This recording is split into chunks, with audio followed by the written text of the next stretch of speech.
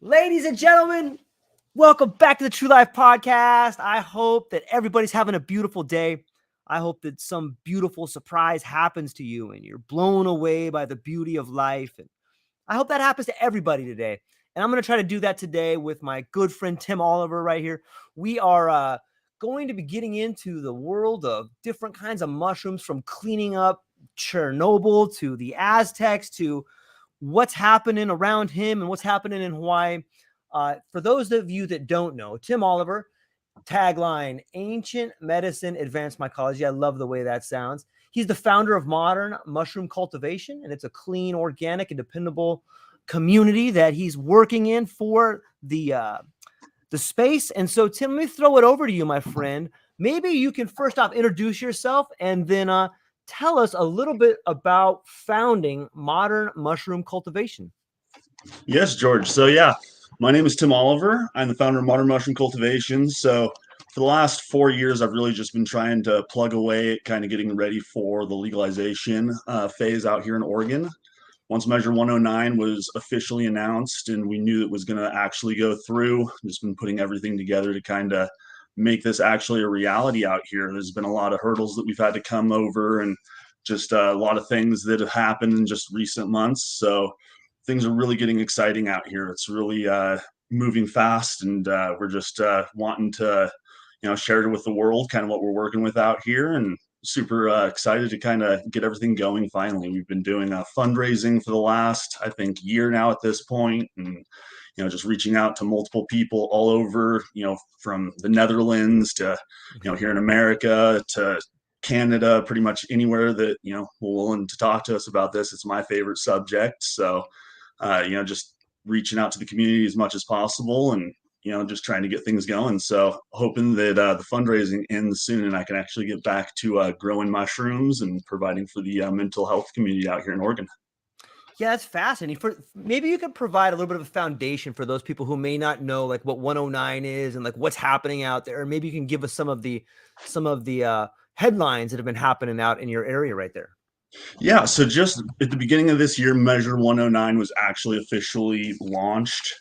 And for the last, I think, 2 years, Oregon has been really just putting in all the foundation work for the rules and regulations to put this all kind of together. And basically, at the very beginning of the year, they started receiving applications for manufacturers, workers' permits, and facilitators. So it's not going to be like a dispensary model where you'll be able to walk in and purchase psilocybin mushrooms and take them back to your own home and consume them. In Oregon, it's going to be more of a therapeutic setting where a person will go into a service center. They will have an integration session where they'll go through the processes and they'll be made aware of how, how the service center will, take them through their journey and their process with the mushroom, and then they will actually consume on site, and they'll be required to stay in the facility the entire time that they're under, the hallucinatory effects of the mushrooms. So basically, what we're looking at is definitely not a dispensary model as of yet. That might move to that in the future. It's one of the safest drugs that can be consumed. We know that, in the literature, it's safer than cannabis consumables as far as, emergency room visits. Definitely safer than alcohol, considerably. You don't want to drive on them, but they're definitely a little bit safer and a little bit more tolerable. Now, out here in Oregon, one of the things that we're definitely looking forward to is the therapeutic aspects to this. So we're thinking that the big majority is going to be PTSD. Individuals suffers from ailments such as Alzheimer's could potentially be something that we would look at in the future as well. Anxiety, depression. But I also think that there's a great possibility for just helping people better themselves. I imagine the person that works a 9 to 10 job all day long, they are stressed out from just everyday life, and it would be beneficial for them to come in and maybe decompress just one time a year, come into a service center and, take one of these trips with an individual and be under supervision. It's a safe setting. They know that they can, receive, some type of therapy if they need it, but it's not purely going to just be for therapeutics. It can also be for just, helping individuals, overcome life's, tribulations and issues. But it's also going to be very beneficial for the people that do need the therapeutic side of it. I personally seen myself overcome anxiety from it. I've had multiple experiences. We can kind of touch back on how I got into this in a little bit, how I actually kind of started my venture into the psilocybin market. But I do see a mass problem with the way that therapy is taken care of currently. I think that the current model of prescribing pills or medications is just a band-aid that is kind of just temporarily overlaying the underlying problem. It's therapy kind of touches deeper into that, but when combined with psychedelics, I think that there's a potential to go much deeper into the psychology of why this is affecting the person the way that it might be. I think that one of the problems that I see is all of the current pharmacology, they're made in a laboratory, one to be patented for profit, Right. which is the wrong perspective. We're trying to help people, so and the thing is they try to keep these patents alive for as long as possible. They'll constantly go in and tweak the chemical just a slightly as soon as their patent is about to expire to keep that inside the patent law so that they can continue to make profits off of this chemical.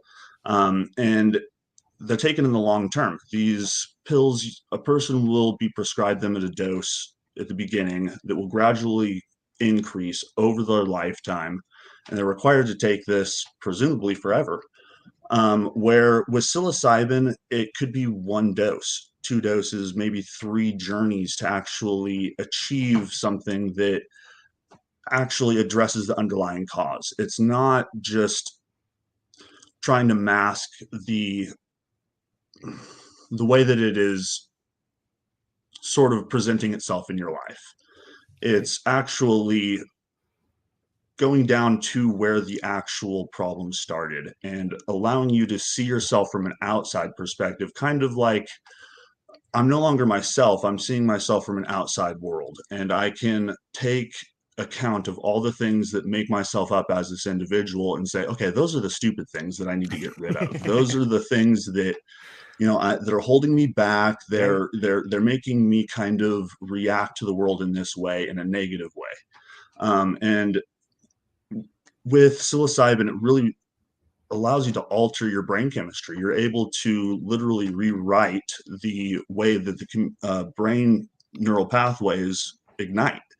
So with that, I like to kind of think of the brain as like whenever you have a bad habit, it becomes easier and easier to cope with your issues, such as using drug addiction or maybe, having an outburst with a loved one or using a coping mechanism that is unhealthy. And it's kind of like it's a path that you walk over every day. And those habits become deeper and deeper entrenched into you every time you use it. Now, whenever you use psilocybin, it allows you to kind of make a new pathway to jump off that unhealthy path and kind of view it and think, wow, that's a stupid path. I need to kind of go at this differently. I need to stop, doing these unhealthy things that are really controlling my life, and just it makes you take account of yourself in a different way. I really do believe. And I think that I really do appreciate Oregon for seeing the potential of these therapeutics. It's revolutionary. We're really at the beginning of all of this. And I just think that, the amount of businesses that are going to come out and the amount of people that are going to see the good that's going to come out of this is just huge. Yeah, that's really well said. I love the idea of the way you presented us with this visual idea of walking down this path. It just becomes deeper and deeper and deeper. And, it's like, how many times are you going to hit that pothole? You're gonna drive over it every single day, or maybe you should make a little whoop whoop, go right around that bad boy. You know, you're gonna blow. How many times are you gonna blow that tire? But we do it. We do Exactly. it all the time, Tim. Like, and it's in some way. I'm laughing because I do it. Like, I'm not laughing Yes. at anybody's trauma. Like, I get it, man. You know how many tires I've blown hitting that same damn pothole. And Yeah. finally, when you go around it, you're like, oh, I should have done that 40 years ago. What's wrong with me? Exactly. And, you know, and it's so, that's the therapy in a way. And I think that by describing what it is, it allows people that haven't yet come down that path to realize there's a pothole there. Like, hey, watch out for this pothole over here. It's like in Hawaii, there's all kinds of trails and people leave like a marker. You tie a little ribbon by a tree, and that way you know where the trail ends, or you know there's a workaround right there. I want to stay on Oregon for a minute. How is it being accepted in Oregon? I've heard that there's like a couple areas that are kind of embracing it, and then there's some areas that aren't embracing it, which is probably par for the course. But as someone who's there, well, it does seem like Oregon has a really good model for it. How is it being embraced there? Is it like 50-50, 20-30, or how's it being felt there? I would say it leans more towards the 80-30 level. Wow, I would nice. think that the rural areas really did kind of vote it out. It Mhm. was a county by county basis. Okay, So every county got the option to opt out at the beginning of this year. There was another vote, and we saw that all of the rural areas really just kind of said no. But the larger metropolitan areas such as Salem, Portland, Eugene, Ashland, all of those areas, including the town that I live in, Bend, they all voted it in hands down. It was stunning how many people really came through and wanted to see this implemented, and we already voted on it twice. So it was really, showing us that this is validated and that people want it here in Oregon. People have been wanting this for years, and these have lived in the dark ages for too long. People have seen these as taboo. Mycophobia is a good you're term. right. It's Everybody's kind true. of afraid of fungi. They can poison you. They can heal you. They can nourish you. They're so powerful.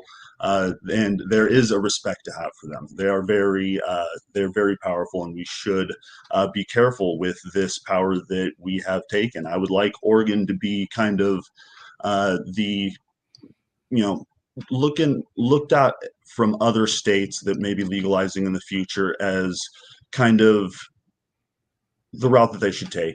I want them to look at us and say, okay, they're doing it right over there. Right. This is, the methodology that we should take leading forward. I want to see a responsible and mature pathway taken here. There was kind of a wild, wild west thing that kind of happened with the Mm, beginning of cannabis right. legalization, and even currently, there's tribulations and huge problems in the cannabis industry, and I don't want to see a cannabis 2.0. I want to see, the psilocybin community come together, and really kind of strive for something different. This is different, and I want to see it treated as such. We should really strive to be the example that leads the rest of the states to kind of go forward and also reach for legalization. I would like to see this spread to everybody that needs access to it. I think that driving down prices out here would be a good start. I'm working with several nonprofits in my local area that will be trying to provide for people that suffer from PTSD and multiple ailments to be able to provide them with free medicine. So I really think that this is something that is just, we're at the beginning of it, and there's a lot of hope. And I think that we need to treat it, like I said, with respect and really kind of nurture the society that we're trying to build. We're really trying to, be like the fungi, be a mycorrhizal community that just, helps each other. We feed nutrients across to each other, and we, try to help one another. So I'm in contact with almost all of the people that are really getting into this at the beginning, and we're just, trying to help each other. We don't want to see that race to the bottom that's currently going on in the cannabis industry. It's a real shame to see these people that have put their whole entire lives into creating a product that is refined and tailor made for the industry, and really just it's being sold for a drop bottom price at this point, and there's no room for any type of profit. And I just really see uh, unmotivation for new entrants into the market for cannabis at this point, just because of all the problems that there currently are. And I don't think that fungi should go that way. I think that we should try to strive for something different. We should learn from our mistakes in the past. At least you think we should. And I would like to try to, hopefully kind of nurture that myself. I would like to help anybody that would, reach out to us that's maybe in this community trying to start something of their own. If they are struggling currently, reach out to me. I would love to have a conversation and just talk more about this. Like I said, it's my favorite subject. So anybody that is out there trying to do something, it's not all competition. We can help each other and we can make this work. So definitely something to work for. Why do you think it is that cannabis is at this race to the bottom? Is it people strictly racing for profit, or is it because there's been some big movers and shakers that got involved in it, or is it some sort of cartels moving up? Like, what is it? Is it because that there's just so many dispensaries, or like, is it the market is flooded? Like, why is it that it's such a race to the bottom, do you think, for cannabis? Well, I kind of have a couple of theories for that. I think that one of the main reasons is definitely competition, but I think that it is bad players. I think that it's Mm, people that are sitting on a large stockpile of their own product that they're unable to move. And then it only takes one bad player to decide to, oh, well, let's just drop our price as low as possible to move this back stock of product. And they're not looking at it from another perspective. The other person down the road is able to move this product at that price point. And why is that? It's most likely because maybe their packaging is better, or they have better community outreach, or they're just a better salesman. And it has nothing to do with the product itself. It has to do mm, more with how they're positioning themselves to the community.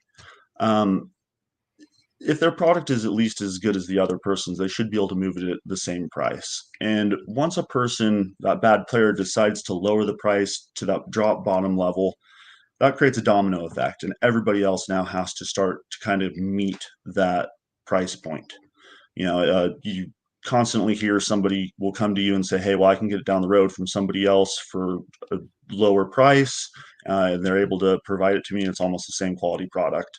And then that creates a big problem for me. Now what do? I have to either one, drop my price to meet them, or I lose that customer. So I think that starting with dropping your prices is probably the last thing you should do. You should probably, if you're sitting on a large stockpile of product, you should probably look at maybe donating it to, mm, one of the nonprofits. If you have a large stockpile and you have the ability to do something like that, it may be a lower price. You could, find some sort of negotiation to where it could go to one of those other communities. Or you could potentially, look at other reasons why your product might not be moving.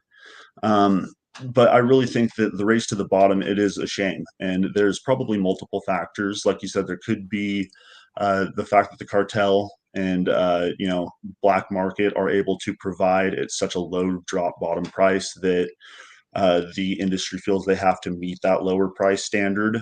I think that the service centers are not really going to have to deal with that, though.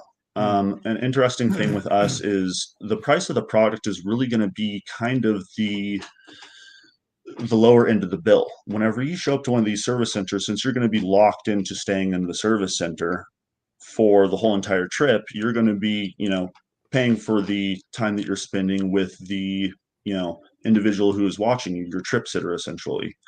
So the price of the actual fungi will be almost a non-issue whenever you're actually paying for all the service charges that will be stacked on top of that for being inside of the actual facility. So I'm not thinking we'll see that being as big of an issue on our end, but um, I think on the cannabis industry, it could also most likely is the fact that it's just too many growers right now. There's too many people out there that just have, it's easy to grow cannabis, and there is, so many warehouses that even I know of just in Bend that are growing as much cannabis as they possibly can. There is no plan for slowing down their operations. They're just assuming they're going to be able to sell everything that they grow, and there is just no really place for it to go. There's currently plans of potentially trying to see if we can, outsource to Washington, maybe do cross-border sales. That's something that is exciting that might potentially happen, but obviously there's a lot of things that have to change before that would be into effect. Um, yeah, like you said, there's multiple factors. It really comes down to, I think, though, bad players just not really recognizing that dropping their prices it's maybe good for them in the short term, but for the whole entire community in the long term, it's a bad play, and it's really going to, in the long run, affect them as well. Because once those prices drop, you really can't bring them back up. What was a like? What's a good price and what's a low price? Like what was it at and where is it at now? And if you give us some price structures. Well, I think that a fair price for cannabis really at the beginning was around $13, $14 a gram sold to the customer. Mm-hmm. And that's after tax. Right now, you're currently seeing, cannabis go for $4 a gram, Wow. $6 a gram in the dispensary. I've seen the prices of edibles drop all the way down to $6 for a 100 milligram edible that used to cost 30.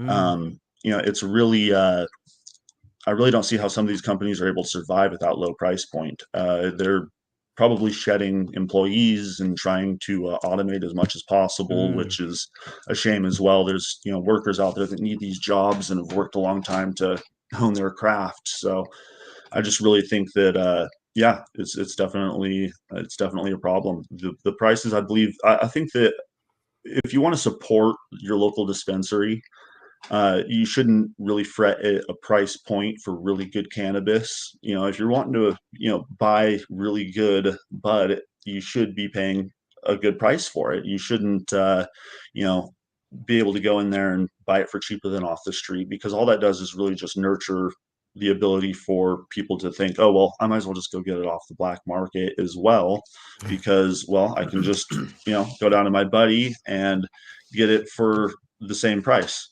So I think that yeah, I think a fair price is definitely around the $13 a gram price point, and then up from there for better quality bud.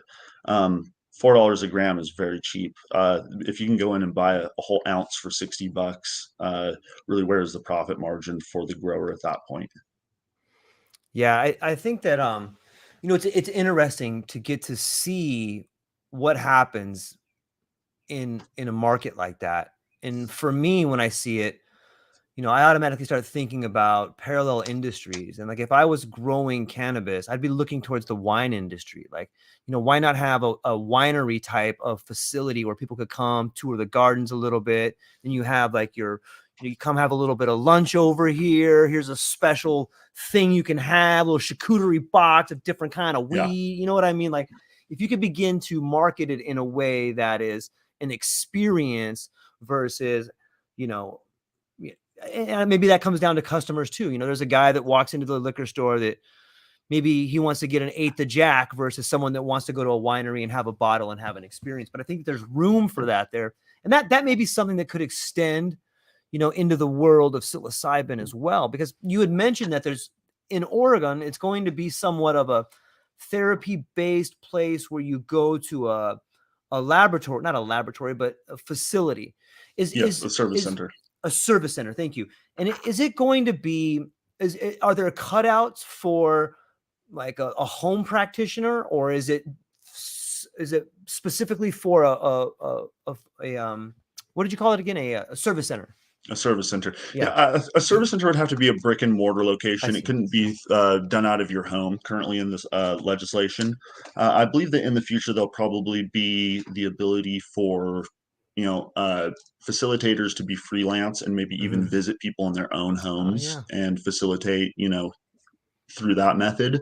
But currently, I think that there's a lot of different, potential as far as service centers and a lot of Right. different businesses that could be thrown up around this. I think you're going to see at the beginning, your simple mom and pops go in, get it done quick shop that, it's a low price. You go in and you're able to do a couple hour trip for a fair price and just kind of get it done. And then there's also going to be the higher end service centers where you'll go in and pay upwards of $3,000, $4,000 a trip. It might be a multiple day thing where, Mm. you'll have multiple therapy sessions, multiple microdose classes. You might attend yoga therapy at the beginning of the morning, have breath work. There'll be, hot rock therapy on site, massages, stuff like that. There's really infinite amount of things that could really be thrown into this. You could do overnight stays. There's the ability to do outdoor settings. Mm. I think that one of the big business potentials that maybe people are even overlooking is microdose facilities. So they recently changed one of the rule sets. So at the beginning, it was a minimum of an hour. You had to go into the facility, and if you were even to take a microdose, you had to stay in the facility for a full hour. They've recently changed it to where if you're taking a microdose level of psilocybin, the first class would be an hour because that includes the integration time. Mm. And then after that, any other time this customer comes back, a repeat customer for a microdose, they're only have to stay for a half hour, which perfectly fits into, let's say, a yoga class. If you Mhm. had a class of 30 individuals show up early in the morning and everybody takes a microdose and then they attend a 30-minute yoga session that takes care of the time that they're required to stay in the facility. And in a microdose level, a facilitator is able to keep track of up to 10 people. At a macrodose level, they're only able, it's one person Yeah. per individual. But microdose, it's a little different. They can have 10 person per setting. So if you had a class of 30, you have 3 facilitators. Each one of them is also a yoga instructor. They administer the psilocybin to the customers, and then they do their class. After that, they leave. Another group of 30 people come in on a schedule. And the beauty of this is you could even set it up as, let's say, a subscription type thing. Mm. Every month, you're set up for 3 classes out of the week. You show up on those days and you take your microdose, and it would be set up to be kind of like with your microdosing schedule. Whatever days you typically take, 3 days on, 3 days off, 5 days on, 5 days off, however you do it, you could show up for classes on those days.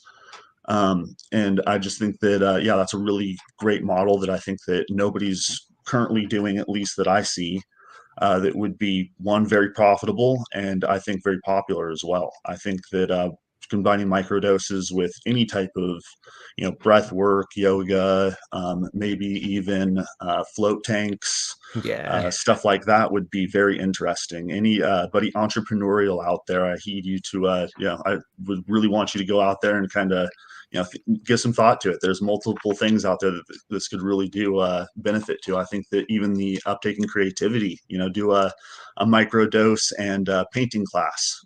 Have people come in and take a little micro dose, and everybody sits there and learns how to do oil paintings for an hour. I think that would be very fun. Yeah, I agree. I know that here in Hawaii, like Kaiser partners, like if you have Kaiser as a provider, then they will pay for your gym membership if you go X amount of time. So I could see providers beginning to, you know, maybe pay facilities or give them a little bit of a cut if the people under their care go and use that. And it seems to me that the natural progression for psilocybin or psychedelics or entheogens is going to move from medical treatment to medical to optimization, because I think that people could go in, have a micro dose, and it could be a creativity class, it could be an athletic class. But once you Exactly. begin to move past this idea that you're healed, I think the next progression is, okay, well, how do I become the best I can be? That seems to me what happens to a lot of people that I speak to that are like, oh, I used to have this problem and now I don't have that problem anymore, but now I'm doing these other 5 things that I never thought of before. And it's almost like you're not only fixing some of the problems with the negative feedback loop, but you're optimizing the way you think. And when you do that, you begin to live a different lifestyle. So I'm curious to get your thoughts on, do you, it sounds to me like one of the reasons Oregon is setting up the rules the way they are is they're trying to find a good way to tax the business so that they can get some of the revenue back, which is a logical thing to do. And I, I think that it's going to be a boon for them. I would imagine that not only would you be able to tax it on some level, but you'll also see a huge benefit to mental health, which is healthcare, longevity. Do you see those same things being a boon for Oregon as far as tax, but mental health and healthcare and stuff like that? Oh, yes, yes. I see that in the upcoming years, we're going to really kind of see this pay dividends. Yeah. It probably won't show the results at first. It'll probably maybe be 5, 6 years before we really start to see the fruits of this law change really come into effect. Um, the thing about this is it's not just going to change overnight. People aren't all Right. of a sudden going to be cured of their ailments, and the world just all of a sudden become a beautiful place out here in Oregon just because this law changed. But over the long run, I think it's going to be massively beneficial to everybody. And then, like you said, after you have gone through the ringer of the deep dives, and you've addressed your deep causes of what's affecting you, there is a maintenance aspect to this that could be tapped into. Come in once a year, twice a year, to just get that feeling back. Help with your serotonin uptake a little bit, and kind of tap back into that feeling that assisted you at the beginning. So, I'd really like to see stories of people after they've gone through the sessions. I hope that there's podcasts that come out about this. I'd love to maybe even start something of our own, that after people have consumed our product, to after 6 months do a check-in with them, and then a year later do another check-in with an individual, and kind of just have them tell the story about their trip, and then the second one, have them kind of talk to us about how it changed their lives and the effects that they still see in their everyday life from it. So definitely some cool things that are going to be happening soon. It's so amazing to me. I was reading one of your posts about mushrooms in Chernobyl and how like the fungus kind of comes in and it cleans everything up and kind of recreates an environment where things can grow. It breaks down and rots the things, or it breaks down the rot a little bit. I know that's not exactly right, but I'm saying that because it seems to me the same way that the fungus can come in and clean up a nuclear disaster, that the fungus like psilocybin is coming up and cleaning a human disaster of the mind. Like we have this idea that people are numbers, and we have this corporate rule that is just like, get out there, work 50 hours or 60 or 90 hours a week, and you kick all the money up top to us, and the government is in bed with the corporation to the corporation. There's all this corruption out there. And Yeah. me too, I'm corrupted too. I mean, I'm not taking myself out of this. Like I make tons of mistakes, and I've done a lot of dumb things, but it seems to me that the same way the mushroom is cleaning up our environment, we're seeing the mushroom come in and clean up our mental environment. And you can see it beginning to happen with these testimonials and people that are changing their lives and finding a better path and making a new version of themselves. Like, isn't it strange how, like, that can't be a coincidence, right?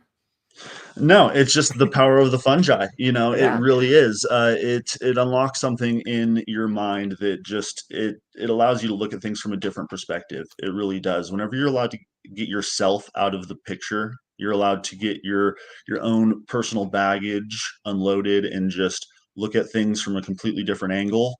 It really changes how you see the world. It really does. It's an indescribable feeling. If anybody who's taken mushrooms, everybody knows you can't describe it in words. It's just something that you have to experience. And like you said, it cleans up your mind. It's kind of like it categorizes everything into your mind, and you see kind of all the things that are hindrances and positives, and you can kind of take account for all of them, and just clear them out of the way. Here's the things that I want to keep, and here's the things that I don't. So same thing with the cleanup of Chernobyl. Whenever it's Yeah. a piece of wood that is infected with radiation, and the fungus is able to go in there and cause that piece of wood to disintegrate quicker, and now that piece of wood is gone, and the fungi, I'd have to do a little bit more research, but I think that even the fungi maybe even be edible after this, Wow. even though it has existed on a radiation infested piece of wood. So I wouldn't want to be the test guinea pig to eat those, but there definitely have to be some research put into that. But I think that it's there's a lot of potential for fungus to do some really good in the world. Not to mention radiation cleanup, but the cleanup of oil spills and the recycling of plastics and crop management. We waste so much of our crops every year, and just the amount of waste that comes out of agricultural farm is staggering. And if we can, convert that possibly into edible mushrooms, why not do it? It's a great way to maybe use some of that waste. There's so much potential for mushrooms. It's insane.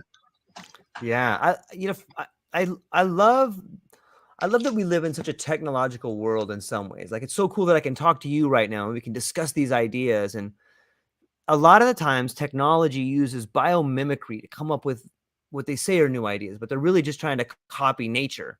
And it seems that a lot of our models, whether it's business or a lot of isms, are built on this idea of nature. But when I think about mushrooms, I think of like the way the hyphae grows, and I think the way that like the mushroom can break down different boundaries or break down different substances. And you know, it just seems to me like it's a better model. Like we're trying to grow together, and it makes me the same way I look at mushrooms as like a super organism. And maybe this is because I'm eating too many mushrooms, but I'm beginning to see that like we are like the mushroom. Like we as a group of people are like a super organism, the same way that even though there's one fruiting body of a mushroom, it's part of a super organism. And if you can Yes. begin to see that, like, it changes your outlook on life. It does give you this objective observer look at your life and the people around you, and you can recognize yourself and other people. And like, this is a big part of therapy that we've been trying to get through to people. And it seems that that aspect of understanding that you are everybody else, that in you resides the same problems as the other people, even though you may not describe them the same way. And like, when you just begin going down that road, it really is a therapeutic avenue. Maybe let's jump to you had spoke at the beginning of this conversation. Like, maybe I can ask you, what was it about your initial foray into the mushroom? Like, what got you to be where you were, to where you are now? Okay, so I'm gonna go down that rabbit hole. Yeah, So, let's do that. well, it all started quite a while back. So let me start with my father started a landscaping business whenever I was young, and we worked together from whenever I was 14 all the way up into my late 20s. So basically, I would go out every summer during the season and we would work hard together and just mow lawns, do the landscaping thing. And one day out of nowhere, he got very angry with me and I could not explain it. It was just, off put with me for some reason. There's problems. It seemed like he was always giving me the worst work he possibly could, and just very shruggish with me, wouldn't, respond to me like he normally was. So at the end of the day, I asked him, what's going on? And I was 17 at the time, and he looked at me and he said, I know you stole those mushrooms out of my bedroom. And I looked at him with a straight face. I said, no, sir, I did not steal any mushrooms from you. I've never tried mushrooms. And it was the truth. I hadn't. And, he blamed me for that whole year. It was a big piece of content in the household. Every time he would see a mushroom or something, or we'd be cooking something with mushrooms, it would remind him of that. And, it'd be a problem. So lo and behold, about 4 years later, we're out on a backpacking trip and he'd forgotten all about it. So had I. And we're hiking out there in the middle of a beautiful day, and we're hiking through Glacier National Park out in Montana. And he reaches in his pocket of these old pants that he hadn't worn in forever. And out comes this bag of mushrooms that he had blamed me for 3 years for stealing. So he looks at me and he apologizes, and he says, well, you're 20 years old, you're close enough. Let's go ahead and let's split this bag while we're up here. They're pretty old. So let's go and let's take them all. They're probably not as strong as they were. So it was a pretty good sized bag. There was probably 15 grams of mushrooms in there. So we ate the whole thing, thinking they're not going to be that strong. And we're walking along and they start kicking in halfway up. And I'd never tried mushrooms. Like I said, I didn't steal them from them, and I'd never tried them personally myself. So, just an amazing experience. I bonded with my father, and man, I went fishing at one point on the come up, and just that fish was the most beautiful thing I'd ever seen, I swear. And I felt terrible, so I let it go, of course, and just started realizing, the power of these things, man. They make you feel connected to the world, and to my father. And just like he apologized for blaming me for stealing those from me, and he felt so bad. And there's like a, Sure. a big moment where he just he brought up all the times that he was mad at me, or blamed me for doing something that I'd never done. So it was a great experience. And then later on, I tried them more, and I through later experiences, I go over my own anxieties. I was the shyest person in high school. I would not talk to girls. I would, shy away from social events. And I was not the guy that would go out to parties and, yuck it up with friends and all that. I'd go home and play video games, or, be kind of a hermit. But through those mushrooms, man, I have these thoughts of, man, maybe this is the only time I'm going to have these experiences. Maybe this is the only life I'm going to live, and maybe there is something after this. But in case there's not, man, I better live this life Right. to the most I can here, and really just meet all those people and take those risks, and just have as much fun as I can with this. And man, since then I've met so many great people, and I've just had so many amazing experiences that I would have not had the chance to have if I didn't get away from myself. It was really, I was my own worst enemy. I didn't want to get out of my shell, and it really did. It took away all those feelings of anxiety that people weren't going to accept me, or that I wasn't going to be, loved by my group or my peers. So after that, man, I've really budded, and I probably wouldn't be here today talking to you on this podcast if it weren't for that. So That's such a beautiful story. I love the fact that you and your dad just tear into like a quarter each on your first time. That's so yeah, awesome, they, man. they definitely were probably a little bit weaker. If I were to take a quarter of fresh mushrooms today, I'd probably be over the moon. We probably wouldn't have even found our camping trip, our camping location, if they had been full strength. But yeah, it was an amazing experience, and we took them in the middle of the day, so we got to see the sun go down, Oh, and nice. we're able to be sober enough to be able to find all of our wood just in time to be able to light the campfire that night. And yeah, it was an amazing experience. We ended up coming down around midnight, and just the next day I woke up and I was like, wow, I don't feel any come down from this. It's not like alcohol. It's Mhm. not like that stupid feeling that you feel after, being sedated. It's I feel clean, and I feel like I'm happier today for some reason, which was, a rarity, for me back then. So definitely, the power of these things are untold. And I think that I don't want to make people think that these are a panacea, or Right, that of they course. can cure everything, because a lot of people, I don't want to be the snake oil salesman on the side of the road selling you some a bad bag of gifts here, but I do think that what they can do is address the root cause of a multitude of things. I think that depression, anxiety, PTSD, addiction to drugs, bad coping mechanisms, they're all related to something in the mind that's all tied to one thing. And it's probably trauma, something that you've experienced in your life that has affected you in a certain way that has caused you to create these coping mechanisms that are not Mhm. healthy. And personally, myself, I believe that it was the fact that my parents had broken up at a young age, and I was ferried back and forth between Montana and Oregon. I never really created strong bonds with friends or girlfriends. So it was like everything was temporary. So that made me not really go out and seek long term relationships with my peer members. And through mushrooms, I kind of realized that. And, now I think that, seeking out those relationships is very important in my life. I really think that that's kind of a key to life, is having good people around you, and making sure that everybody around you is happy, and that you're happy as well. So I think that mushrooms can help you facilitate that in a positive way. It's not a chemical that's going down your throat every single day that, like I said, is a band-aid just covering up the problem. You can actually have the realization of what the problem was and address it. Yeah, hearing that story and hearing your analysis of all these different things that are happening to people and the long-term consequences they cause, whether it's PTSD, anxiety, depression.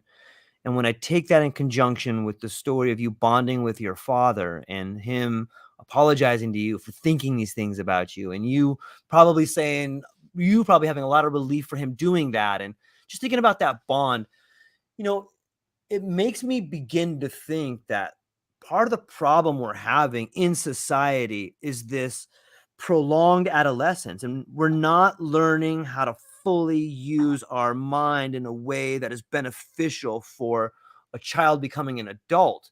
And when you can't use your tools effectively, you lash out, you're angry. And the more that I think about this, I think in the future, what we're going to see is I always quote this book, The Island by Aldous Huxley, because in that book, there's a rite of passage for a child when they become an adult, the same way there's a quinceañera, the same way there's a bar mitzvah. These particular rites of passage mark a point in a child's life where they have a transition into adulthood. And I think that is what's happening on psilocybin, is that you're beginning to see the way you are. And when you do that, you can change yourself. And maybe this is, maybe we're having these rites of passage in our 20s and our 30s and our 40s. Maybe that we should have been having these when we're turned 13 or something like that. And society might be looking different, because you can definitely make the case that there has been an absence of ritual. There has been an absence of spirituality. There has been an absence of connection and rites of passage for, maybe the erosion came when we started moving into the Industrial Revolution. Like, that's when things kind of stopped happening. So maybe we're getting back to that. The more that I think about it, the more I think that that's probably the case. What's your take on that? Yeah, that's an interesting take for sure. I think that if you look back at ancient societies, one of the interesting things is these were reserved for the leaders and the thought provokers. At least the leader was at least advised by someone who had taken these spiritual journeys at one point. So, and we see the exact opposite today in today's culture. It would be insane to an individual, if you've heard, oh, the president is out, on these long ayahuasca journeys or taking magic mushrooms at length to try to come up with ideas for how to run the country. But it's not that crazy of a thought whenever you really think about it. I think that the way that society deems these things as taboo is a real problem, because I don't want to say that everybody should take these, but I imagine what culture would be like if more leaders did have at least one spiritual psychedelic journey in their past. I wonder if some of them would even maybe not go towards becoming a politician after having some of these journeys, if they would change their mind on the whole perspective as a whole. I'd be curious to see what a leader that has had some of these journeys would their decision-making processes would be compared to somebody who hadn't. Especially whenever it comes to matters of war and atrocities, and how to deal with foreign politics and just relationship matters between countries. Like, it would be stunning to see a world that was altered by these chemicals, and it'd be more accepted as a whole in society. I think that it would be very beneficial if more people did take this out of the dark realm and kind of integrate this into something that everybody should maybe experience at least once, if you have the mental faculties to handle it. I don't think that anybody that has any type of history of mental breakdowns or possibility of schizophrenia should maybe look at not doing something like this. There's other options that you could potentially take if you are that type of individual. It's definitely not for everyone, but I think that the benefits outweigh the negatives massively, especially on a society level. I think that the world would be a much different place if everybody had tried these at least a couple of times. Yeah, I can imagine someone who's deep in debt sitting down with the manager of the bank on a couple, on a large dose of MDMA and trying to come to a You know what I mean? Or you have two world leaders that come together. You got Putin and Biden to sit down. All right, you guys both going to take each this giant dose of MDMA. We're going to solve the problems. See you guys tomorrow. You know, I'm sure that Yeah. you would come out. They come out hugging each other like, "Oh, we got all figured out." You know, we're being a bunch of dummies, man. Yeah, there's two options. Either one, they lose their ego and it's a great option, or they go deeper into their egos and they Right? think they're gods. You know, there's always the people that do that. I've witnessed both Yeah. in my Mm. I've seen people that have done both. You know, you can get the positive benefits where you have the ego loss and you become a better person, but then there's also the select few that I've seen that they take it and they think that oh man, I'm the best and I'm a god, and you know there are those people. So Yeah. Yeah, that does happen. If you look back to the 60s, and I think that is on some level what people are afraid of is this a new Jonestown or some sort of new Manson family or something like that. And yeah, the truth is it's probably inevitable that there probably will be something like that at some point in time, but it doesn't mean that it's wrong to continue to move down that path. yes, I I think people are right to at least be, dare I say, leery of that. But it's a fascinating thing to think about. I was just thinking, we were talking about rites of passage and we were talking about you know ancient use of it. Can you tell people a little bit about the article that you recently put out about the Aztecs and the ancient yes. mycology? Maybe you can just drop that on some people. Yeah, so in Aztec culture, it's very common to find these statues in Mesoamerica. It's a figurine of a man that has a mushroom helmet. It's either a helmet or his head is in the shape of a mushroom. And these are all deity figures. And like I kind of touched on earlier, these chemicals were reserved for the leaders or the shaman of the society. It wasn't usually the commoner who would have access to these, at least not maybe during ritualistic ceremonies, maybe once or twice a year, but the leaders and the shaman would have access to these at all times.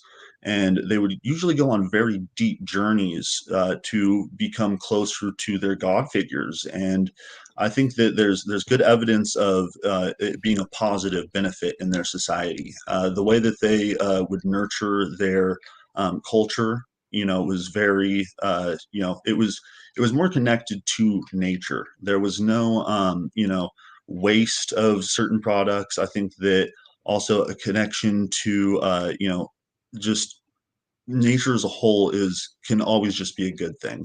I think that they had definitely something figured out as far as doing it as a ritualistic thing, and cultures have been doing this forever. As far back as we can look, there has been records of people taking psychedelic drugs, not only mushrooms but other chemicals to alter their state of perception. And it's through these altered state of perception that they were able to come up with some amazing revolutionary ideas of their times. So, who's to know what some of those ideas may have been? But you know, uh, maybe the aqueducts came out of those trip sessions, or some of the ideas that they had about time and Mhm. their religious beliefs. Obviously, sacrificing people is one of the offshoots that probably was needed to be avoided. But they definitely had some things figured out that we don't even understand today. And I think that you know like I said, their leaders being having access to these was probably a benefit in their culture. Having a leader that was empathetic to the people and could look at things from an outside perspective that probably you wouldn't come across not under the influence of these drugs. I think that just for creativity and the ability to, solve a complex problem, there would be massive benefits from having these, introduced to your leaders. So, I think that, there's a reason that every society, as far back as we can look, has used these. And it's only till recent time that we have, classified these and made these things illegal, which I think that it's a mistake. And it's obviously not had any benefit. It's only put millions and millions of dollars into the pockets of people who were able to benefit from it illegally, and shied away from any benefit that could possibly be gained from it, any research that could have potentially been done.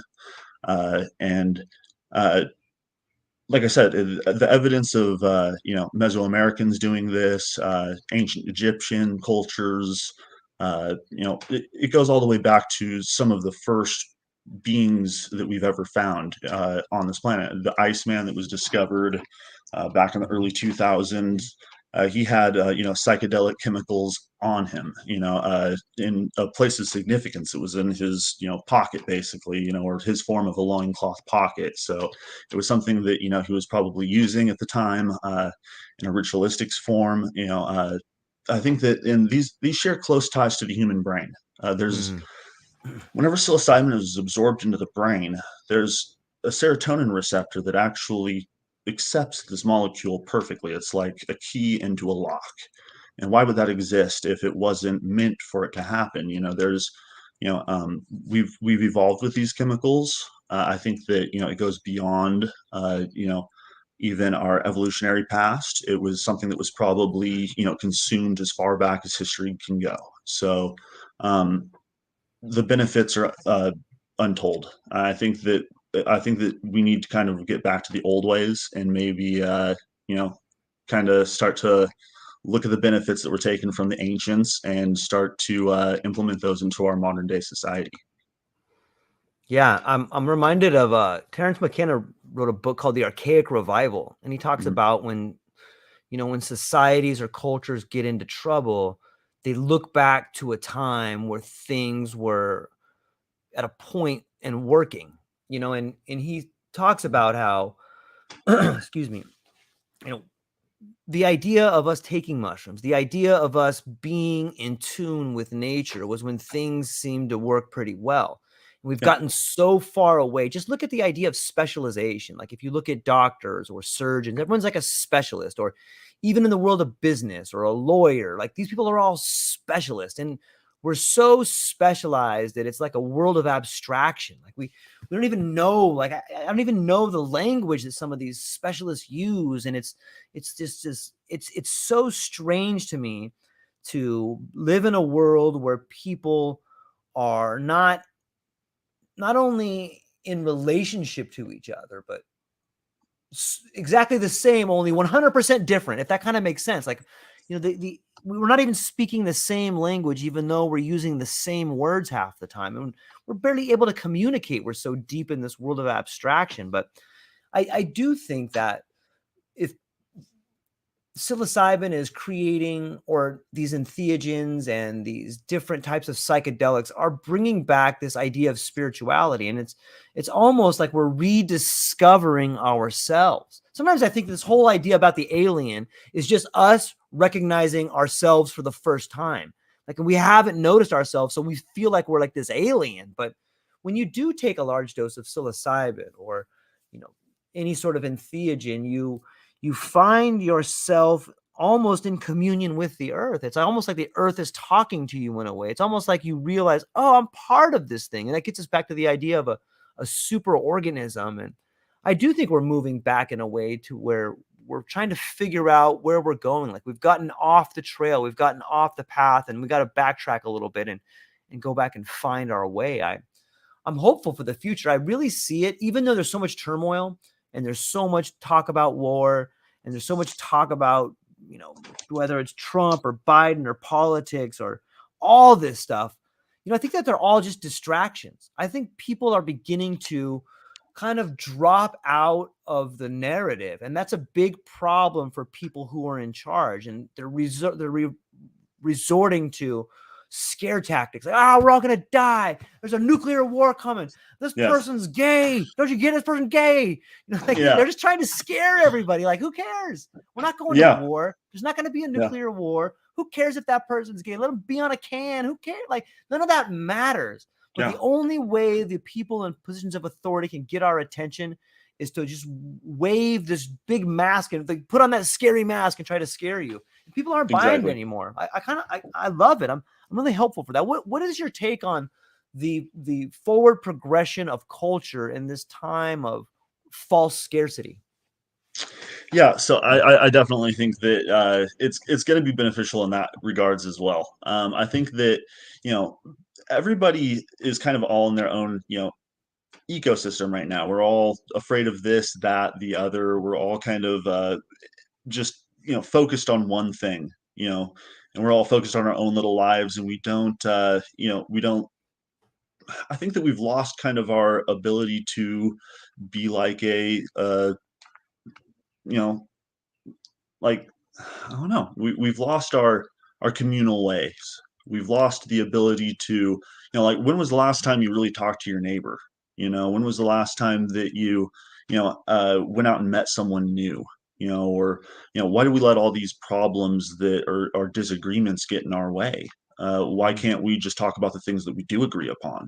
I think that with mushrooms, especially if you've done them in the past, not under the influence currently, but uh, whenever you look back at your previous experiences with him, you will have the tools to be able to, maybe approach things differently.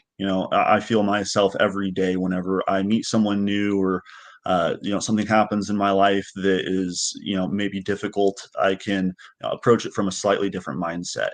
And I think that any individual who takes these in the future, as far as society goes, it's going to help with all these problems that we're currently seeing.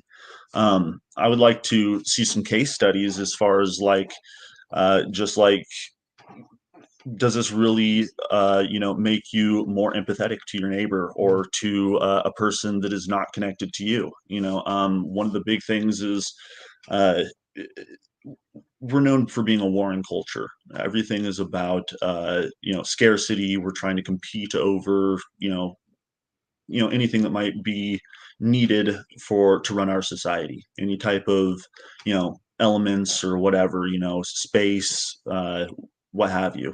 And I think that with looking at it from a different mindset, if you've ever tripped on mushrooms, you might be able to look at the other person's perspective and think that there is no need for competition. Maybe a better route to take would be, helping these people and coming to an agreement to where there's a fair trade, or there is no competition. Maybe if like I'd like to see a world where there is no scarcity. Maybe we all realize that we're all hoarding all of these elements and all of these resources, and we're making it to where the lower end of society can't have access, and the upper end can, but there's no real reason to do that. It's all selfishness and a just a bad mindset. It's the wrong neural pathway, and maybe we should write a different one.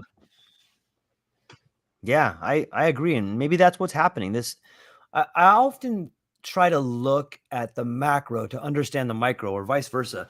And I think that if we look at what's happening, just reading the literature, whether it's neurofeedback imaging when people are tripping, or whether it's anecdotal stories, or whether it's a personal experience, we see a pattern of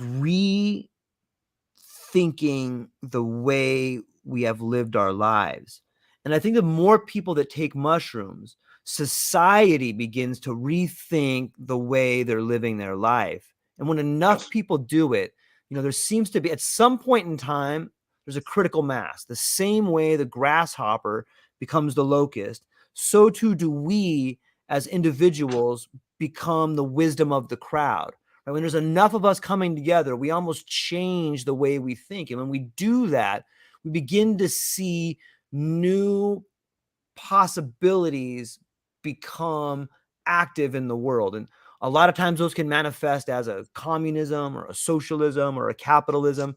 But maybe we're on the cusp of a new loveism or some sort of new ism Something that, different. yes, something different.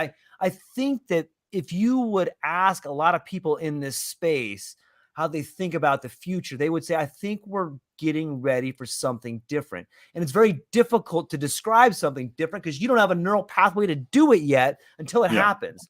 But I see it, like I feel it. And I've heard other people use language that explains a future that is undescribable. And that excites me. I think with And all you need to do is look at the world of Chat GPT, or, this AI coming out. And, there's all these people like, well, we're going to stop this thing, man. It's changing. Like, yeah, that's awesome, right? It's changing Yeah. everything. It's so cool. And people are afraid of change, and rightfully so. If you have a lot to lose, you're afraid of change. But everybody's got a lot to lose. Everybody has a lot, but I think more than what people have to lose is what people have to gain. And I think that is something that we can be focused on, is not what we're about to lose, but look what we're about to gain. And I think that Yeah. everybody could just turn that corner. We're really in for a world that is not only more beautiful than you imagine, but more beautiful than you can imagine. Is that too Yeah. And optimistic? yeah, I think that it is a very optimistic outlook, but it's a good outlook, and I feel the same way. I think that one of the reasons that it's so hard for people to change these things is because we get comfortable. Right. The way that we do things, it's become so easy to just keep doing the same thing every single day, and why change it because it's not broke. But in Yeah. reality, it is. If your life could benefit in so many ways if you changed certain aspects of it to get away from, certain things that are not benefiting you in any way, man, in any form. And I think one of the big things is, at least for me personally, is, probably, admittedly not doing, the things that I should when I should, being, maybe a little bit lackadaisical on certain things or certain subjects. But Yeah. whenever I look back on it, I realize that that's just a big stressor for me. I'm creating more stress than it's worth. And if I just get that thing done, it's done and over with. And now I don't have to think about it anymore. And it's about getting out of that comfort, and just, the uncomfortable things are the things that you just need to finish and just get done with. So, and I think that, a lot of people avoid those things because they're afraid of that change, especially whenever it comes to the big things in life. So, Yeah, I think fear is a big one. I know that for me, for a long time, well, for the last probably 10 years, I've been struggling with this idea of fear and overcoming it. And, I've learned that the things that you see in the world that bother you are things about yourself that you need to work on. And for yes, me, fear was a big one. Like I kept seeing like, oh, this person's weak, or and it just made me realize like I'm weak. I'm the person that needs to work on fear. And I think the world yes, is telling everybody whatever the world is saying to you, and the way it says it to you is whatever you're afraid of, like that's the thing you got to work on. So if you're yeah, afraid of quitting your job, if you're afraid of leaving a relationship, if you're afraid of not being yourself, whatever it is you're afraid of, face it and your life will yeah, get better. Right. And it's really exactly, hard to do. Even if I may be afraid of leaving something that you think is silly, but that's irrelevant. It doesn't matter what someone else thinks. And that's part of getting over it. Don't worry about what the other people think. If something's bothering you, if you're afraid of something, start little, start walking closer to it, and eventually you'll get the courage to face it and you'll beat it.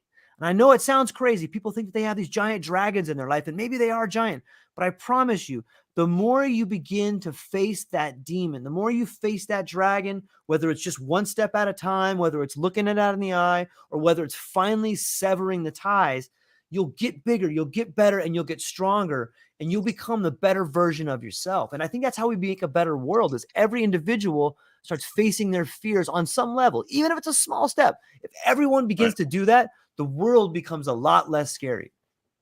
And the first step to that is identifying what the thing is that you're afraid Yes. of, Yep. and I think that therapy, it does get you towards Yeah. that. But you Agreed. could take the strongest individual you ever met and introduce them to these chemicals in a therapeutic session, and they will crumble. Yeah. They'll break down their walls, and they will, say things that they might not have admitted, and not let their personal hangups get in the way. And I think that it's really kind of it's a fast forward on therapy. It Yeah, really is. totally. It unleashes things, and uncovers things at a much quicker rate.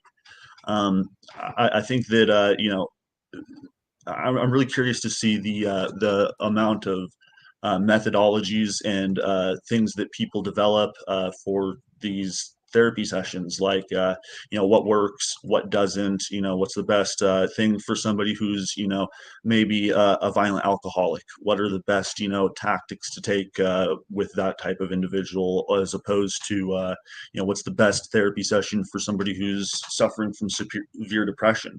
How do we uncover that underlying thing that's causing that depression in their life? It's really going to be interesting to see all the things that all the stories and things that just really come out here in the next couple of probably months. We're probably looking at the first people to consume will probably later on this summer, we're hoping. So that makes me think of this. Like, I want to, as you were saying that, and we were talking about plant medicines, I want to tie that to what we were talking about with the cannabis industry, and then that's going to lead to the psilocybin industry. Mm. What if the plant medicine is teaching us, hey, this isn't for sale. I'm going to drive this price down to zero. Yeah, people should grow it and just give it away.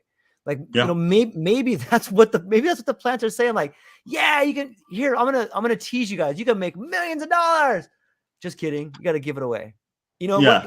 Same thing for mushrooms. Like, people are desperately trying to find ways to patent it. Hey, I'm gonna put this little chemical over here. I'm gonna have this crazy retreat over here. And I'm not knocking retreats or making money, or I'm not knocking any of that. I think people should do all of it. Do all of it. I'm for all of it. But maybe that's the message, is like, but it's also free.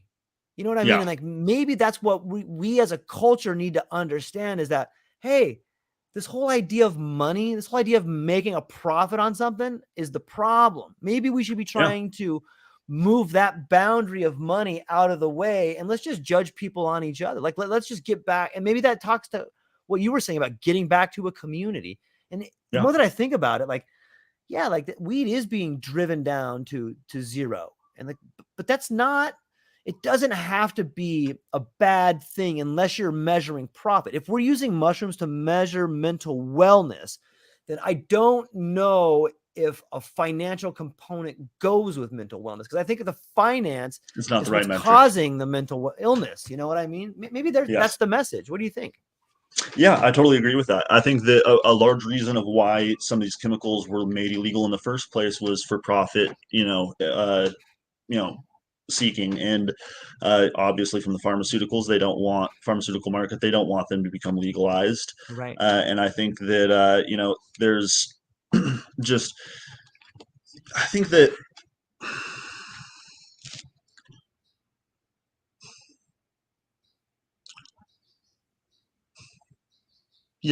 the reason that I think that profit is definitely the wrong metric to look at. Right. Whenever we're trying to think of how to weigh this, because if you really want to see how well this is doing for our community, you really want to weigh this on how many people is it helping. Yeah, How many people totally. come out the Yes. other end of this as actual patients who have been affected in a positive manner. So the financial component of it, it's a byproduct potentially, but it shouldn't be the end goal. Right. I think that what should be focused on is making sure this is accessible to people. It shouldn't be only reserved for the people who can afford a $3,000 a night trip, or be able to go for multiple nights to just simply take a single dose. I think that you should be able to go in, and this should be either one covered by your medical plan, or somehow it be free. So, like I said, we're working with a couple of nonprofits. One of our plans in the future is we're going to sell all of the mushrooms that look, perfectly in our product and our packaging, all the tops, any broken pieces, any pieces that are, stems and just like small pieces of caps and all that, those can be separated out for donations to these nonprofits. Ways to drive down prices for people who actually need the medicine, I think, should be implemented. The person who's just coming in to take a trip, or has no medical diagnosis, sure, those people they can be charged. But I think that the person who really, really needs it, the person who's been struggling for maybe most of their life with this issue, taking medications that are poisoning their system and having no positive effect, that have nothing but a terrible outcome for if they try to get off of them. They have these terrible withdrawal symptoms and this, that, and the other. I think that these people should have a better access to it. And I think that profit should not be the main thing for those people. I don't think that we should be trying to make as much money out of them. And the thing with these chemicals is it's not like a patented pill that somebody takes every single day and they come in and now they're on a drip line from me. They have to come in and they have to buy this product all the time. They can achieve the same level of benefit through 1-2 trips. So that's probably a big reason why you don't see the pharmaceutical culture really trying to jump into this, because they don't see a vehicle for large scale profits. They don't really see a way to, one, they can't patent an organism. They'd have to go in and they'd have to synthetically manufacture psilocybin and alter it in some way to be able to make it patentable. And then if you're only taking 1 pill or 3 pills a year, where really is the profit margins for them? So, that's probably why they're not jumping into it full steam. But I think my main motivation is I want to help people the way that it's helped me and the way that I've seen it help other people. I've seen this have a massive effect on people's lives. It's completely changed people. Like you see them, addicted, and they are near drop bottom. They're at the worst point of their lives, and they start microdosing, and then a year goes by, and you see them again, and they're have a new job, and they're clean cut, and they look happy and healthy, and they've gained weight back from the addiction problem that they had. And it's like, wow, it changed their whole entire life. And you talk to them about it, and they tell like, oh, I wake up every morning and I just feel more motivated. And I had a couple of big doses and I saw the mistakes that I made, and I don't make those mistakes anymore. And it's really motivating to see a positive change and actually see that this helps. It's not like, it's not, at this point, it's definitely not just a couple of people. These really do have an effect on a lot of people. Almost everybody that I've seen take them benefits in one way or another. And the people who have, let's say, a bad trip, it only extends through the bad trip. They don't have negative consequences after. It's not like they go and they have a bad trip and then for the rest of their life, they're negatively affected by this experience. But the people who have the good experiences are positively affected throughout their entire lives in some cases. Some people will describe it as the most beneficial experience of their life. It'll be akin to a spiritual journey or a religious experience in our past. It's something like that. People would describe it as like, after my kid was born, I felt like a different person. I didn't physically change, but I felt changed.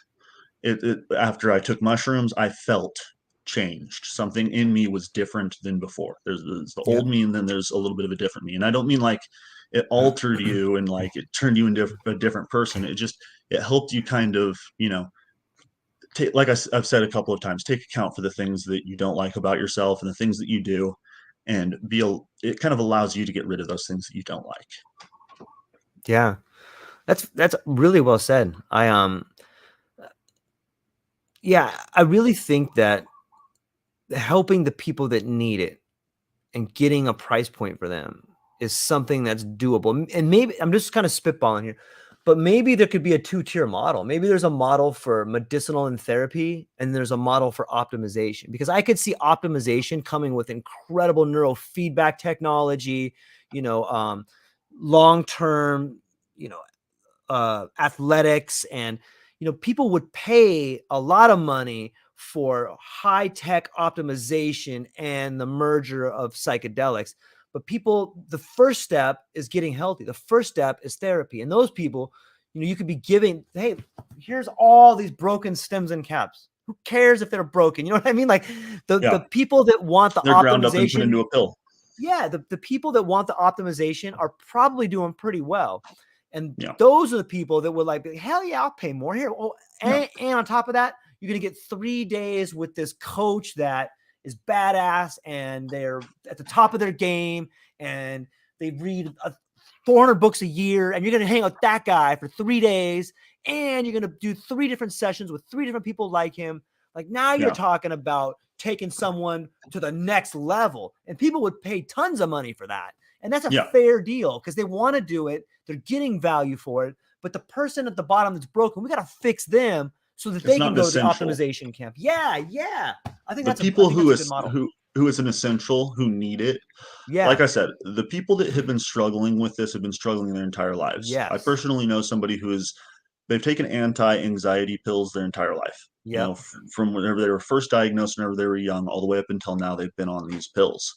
And I personally saw him acquire mushrooms through another source, and he was able to start microdosing. And he says that it's night and day difference for him. He was able to taper off of these anti-anxiety medications and really just, it's kind of a similar story to mine. Realize that there's nothing to be scared of out there. The world is a scary place, but you can't control it. Worry about the things you can control, not the things you can't. So I really think that, it makes you have a different outlook and a different way of looking at things. It really does. And that's so helpful for everything in life. If you can get rid of yourself and take yourself outside of the picture slightly, and really look at things for what they are, it's a game changer. It really is. And here's another thing too that people may not talk a whole lot about mushrooms with, but I see it in people I talk to all the time, is that the person that was at rock bottom that started taking mushrooms and got better, that's the perfect person to be a coach, or that's the perfect person that's going to be in the optimization camp later. And that person's going to want to help the other people. It's like, that's almost what we've gotten away from, is that we've just kicked these people to the corner, but like, dude, that guy lives under a bridge. He's a dummy. Maybe. Yeah. But maybe that guy's been through things that no one should ever have to go through in his life. Maybe we bring that guy back into the village, and that guy becomes the teacher.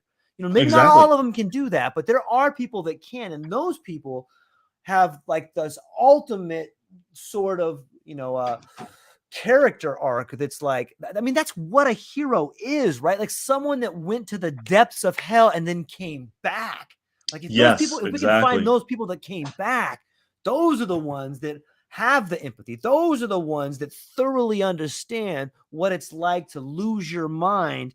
And those are the ones that end up coming up with the therapies that can help others like them, man. Maybe that's all of our stories. Maybe that's something we should all be trying to do. And that's why we should be all becoming the best versions of ourselves, so that we can help out the weaker versions of ourselves. And that's everybody. Everybody's a version of you at a different level, right? Exactly. If I was living your life and had all of your experiences in this body, I would be you. I would have, I would know everything you know, and I would live my life exactly the way you live. And if I had all the experiences of that hobo living under the bridge, I would probably be that hobo living under the bridge, just in this body. And it's a shame that we really put all these stigmatism on people, and all these we don't allow people any form of forgiveness. We view them for what they are now and not what they potentially could be. There's a road to fixing yourself and becoming more mentally healthy. And I think that it's a shame that we outcast these people, and we don't allow them to, we don't even help them. People step over these people, and they're deemed as they're never going to change. But like you said, they have probably suffered some things that you would not imagine, or that you could not even picture. If I would be amazed to see somebody go through some of the things that I've heard of and not come out unscathed on the other end. You would have to have a very hard will to just come out of this life without some sort of scarring. And I've heard before, like, the worst thing that's ever happened to you is still the worst thing that's ever happened to you, whatever that may be. It could be that you didn't get that Christmas present every year from your grandparents, and you've held on to that your whole entire life, and now Christmas pisses you off every year. Or it could be the fact that you were terribly abused whenever you were a child, and that affects every aspect of your life, and you cannot get past that. Something about that just it inhibits everything in your life. Every decision you make and everything that you try to strive for is hindered by this. And being able to look at it, like I said, from the outside, and be able to take atonement for it, and just see yourself as the victim. You can, whenever you can take compassion to yourself and see, like, oh, this is, you're a suffering person as well, and these are things that have happened to you, that you had no control over, and it's these are things that you can let go of. We're all walking in this life forward, and we just need to let the past be in the past, and kind of strive to be better. Keep walking on this path and just look towards the brighter future. And I think that through these medicines and through proper therapeutic techniques, I think that that's achievable. I really do. And I think that we can take, like you said, these people that are outcast and who've experienced these terrible things, they could become our teachers, like you said, because they've done the hero's journey. They've really they have all the stories, they have all the pitfalls and the things to tell us to avoid. And you know I would love to see the effects that this could have on society. It could help addiction, it could help with homelessness, it could help Yeah. with politics, it could help with you know shoot, man, let's shoot for the moon here. It could help stop war. Like, Yeah. you'd be a little bit more compassionate to your neighbor. Think about, like, the people that have nothing to do with the decisions that you're making as a politician in that country, and how it's going to affect their lives. And if maybe you had that outside perspective and that thought, you might not make some of the decisions that you're making. So this really could change the world. I really do believe that. And I think that it's a shame that ever since the 70s and late 60s that these have been just thrown into the shadows. And I think that it's time that it changes. And that's what I really commend you for bringing awareness to all of this. What you're doing here is really important. Bringing this out of the shadows and out into the light is really important. So I appreciate it, man. It's really fun. I, much like you, I really enjoy talking about it, and I enjoy learning from people and everybody that comes on.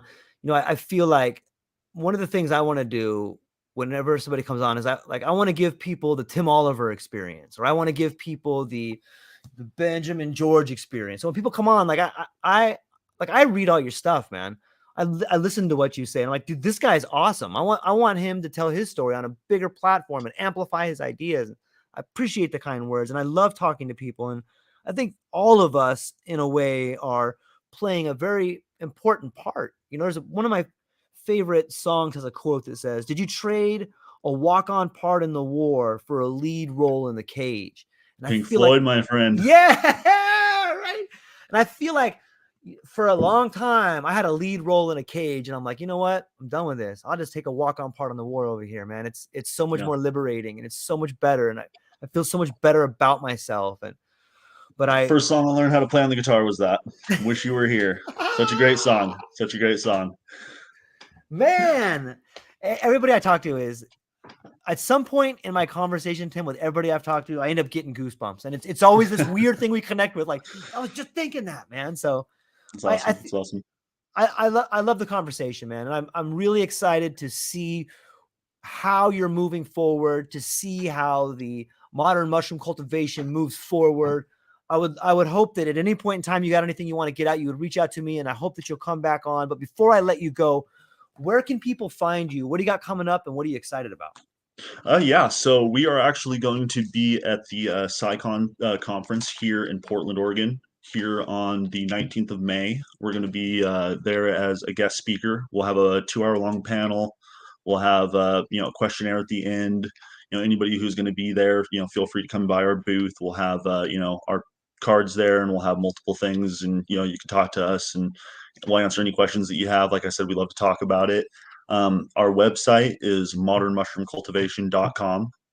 We don't have much up there right now because we are not currently cultivating or delivering product, but as soon as we are, there will be a launch of information on that website. And if you subscribe to our newsletter, that'll keep you all up to date on there. And you can also follow us on our LinkedIn profile, on our Facebook profile. We're very, we try to keep a constant flow of information coming up onto there. We post every morning at 9 a.m. We do a lot of research on all the stuff that we're trying to put up out to the community. So we definitely try to be a good follow. So if you want to follow us on those profiles, definitely we invite you. And on our website, there's a contact me page. It has my contact information as well as the business contact info. Like I said, if there's anybody out there who's, starting their own business, working in this industry, or anybody out there at all that just wants to talk about this or learn more about our company, feel free to drop us a line or give us a call. We'd love to have anybody reach out to us at any point. So Yeah, I would recommend everybody take advantage of that. Tim and his team over there, they put out articles that it's not just about the psychedelic space. It's the history of the mushroom. It's different kinds of mushrooms, and it's a really 20,000 foot view of this whole world that's changing around us, and it's really well done. So I would recommend everybody go check it out. And I'm super stoked to have you, Tim. I'm sure you'll be back at some point in time, and I really love the definitely. conversation today, man. Thank you for your time. Yeah, definitely. I look forward to speaking with you more in the future. We literally just touched the proverbial Yeah. iceberg here. I got to like 3 of my 25 topics that I had set up. So, next time you want to have us come on board, if you're ever looking to fill some air, let's go ahead and let's Yeah. have another conversation. We can talk about more stuff about my genetics and how we're working in the laboratory and all that type of stuff. So we definitely have a lot more that we can talk about. Yeah, absolutely. I know that there's some interesting cultivation techniques and things that you have been researching. So I'm excited to hear about all that, and I definitely want the audience to hear about it. So we'll be in touch soon. And hang on for 1 second. I'm going to close it down, but I still want to talk to you for a moment. Ladies and gentlemen, thank you for hanging out with us today. Aloha.